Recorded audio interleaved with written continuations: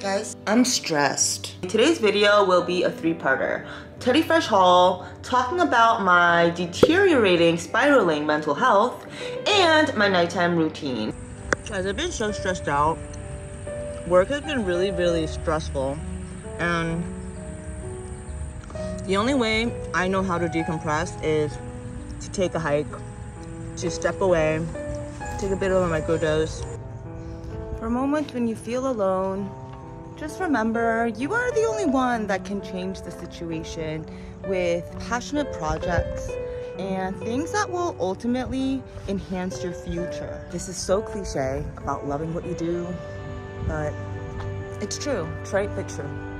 For those of you who are already subscribed and follow along, you know my skincare routine involves the microneedle in a bottle by Cica Reedle VT. A quick little breakdown as to what my nighttime routine currently looks like. Vintner Starter for a cleanse, followed by Biologic Research exfoliation. Then I apply the Cica Reedle 700, which is the strongest, and I do feel tingles. Again, there's a whole video all about this particular product because it's gone very viral. And it comes in a 50, 100, 300, I think 500, and then the 700. Call me ballsy, but I started out with the 700, and again, it's all in the video. Then I have the Abib, this was gifted to me, eye cream. I like that there's a little bit of bacachul and the tripeptides. A bacachul is a plant-derived retinol, so it's a little bit gentler, and for people with sensitive skin, this is the way to go. Then we have the Beauty of Chosun.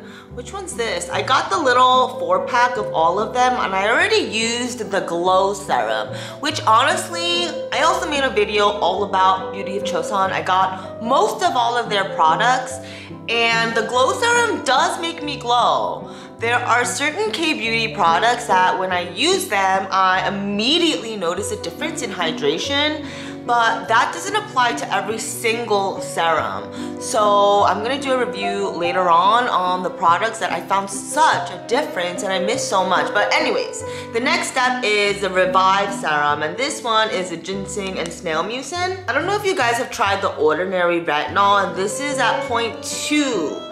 I thought this would be really, really strong and hurt me, especially because, guys, I'm like using the chemical and then I'm using the Cica Reedle, and I would imagine things would be too strong, but it doesn't hurt. Like, this never ever, even from the first moment of application, stung. It's under $20, it's very small, but I'm also happy that it's so affordable. So I'm a big fan. Then we have Natura Bise Extreme Diamond. At this point, I find this is so fragrant and too thick for me, but it's $395. I did not pay that amount. The store was closing, not Natura, another store, so I bought it for in the hundreds, but it's crazy that this cost $400.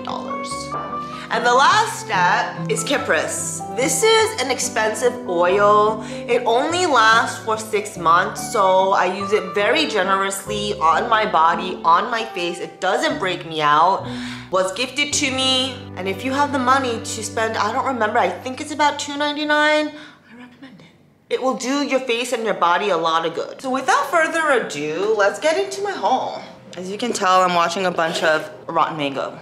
So Alex Pardee does illustrations like this, and Teddy Fresh is known for teddy bear. So this is the collab, and it's a reversible sweater, but I really like the fit.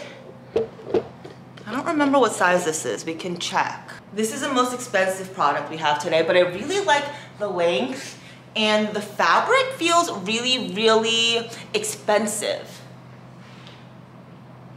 So this is a very big win. Let's look at the reverse side. And this too is so adorable. This is also a keeper for me. And this is a size large. I just decided to go a little bit bigger. Oh, you know what, guys? Because the buttons are not on the other side, this is probably not reversible, but that is just a fucking sick ass graphic, right? So that's one. This one is a very cool, unexpected piece, and I'll show you why. I love the length and the fabric. As someone that is all about Kith and Supreme, this is on par with the quality. And this is a cool part. Look at how this opens up, you guys. Look at this. It's a monster, and you can kind of adjust how much of it you want to show. I'm obsessed. I think it's super cool, and I haven't really seen anything like this before. And you could keep it as a complete black sweater if you want as well, but there's something about this that's very, very cool. Now for the piece that we are returning, and this went on sale. They have a summer sale going on right now, and I just don't like the way it's printed. It just feels a little cheap, and the colors are not really doing it for me. I'm gonna try it on, you guys, because I do like the length. It's just, I'm not really a butterfly type of chick. I am a mushroom type of chick though. You guys, this took an unexpected twist of an event. Initially, I have this all set up to get returned, but I really like it. I think the fit is super casually nice, and again, because I wear leggings every day, I like the length and what it hides. The fabric feels a lot nicer on, and the graphics just really give it more color than anything. I like how they're also on the sleeve, and I'm gonna keep it. When you find yourself having panic attacks, and I used to have such bad panic attacks to the point where I could not even take the train. If there was no seat, especially on a crowded train, I would start hyperventilating. It was a serious issue because then I couldn't get to class, and I was in college at that time. I haven't had feelings like that in a little while. It's not debilitating. This is not, I don't want to be dramatic, but I am going to sleep, and I'm noticing a lot of anxiety and the needing to breathe. Like, oh my God, I can't get this feeling of discomfort out unless I just focus on breathing. And the reason why I am stressed and feel so unbalanced, it's gotten to a point at work where the numbers are not quite looking right. Vendors are not getting paid. I really don't like when the photographers I work with as a creative director don't get paid on time. And when things like this start happening at work, it's a red flag. On top of that, people are getting fired, and then I need to pick up the load because no one else seems to care. And this was all kind of taking over, and what I come to realize is you just need to kind of let it all go and leave it to the universe. I think that feeling is necessary so that you know what shift you need to make in life. And for those of you who are wondering, why does she care so much about work? And the way I think of work is, it allows me to work on the things that I truly, truly care about, the things that will propel me in this life, the things for my own future. So without that steady paycheck and the health insurance, as long as you are a specialized expert in what you do, the longer you do it, the easier it becomes for you, and you don't need to put as much effort because you have made all the mistakes to avoid. Essentially, for everyone, work is a paycheck. There's only one reason I started going to the psychiatrist many years ago, and that is when YouTube came into my life. And I only say this because I had a full-time job, and every day I would be at work and I would literally wait for 6 o'clock to come, and then I would go home to DeKalb in Bushwick, sit in my room and stare at the wall, just bored. Whether I had plans at night or not, I was just bored. I had no purpose. And at that point, I was able to kind of take 2 years off of work and live off of, I had a 3-bedroom apartment, I mentioned, in Brooklyn, and it was $1,800 rent. So I charged a little bit over $1,000 per room. And then I ended up living for free, not really having to worry about crazy New York City rent. And this was a 2,200 square foot apartment. I have a YouTube channel that is dead, no longer alive, but if any of you want to know what that looked like, I believe I do have an apartment tour under my other Jian Choi handle.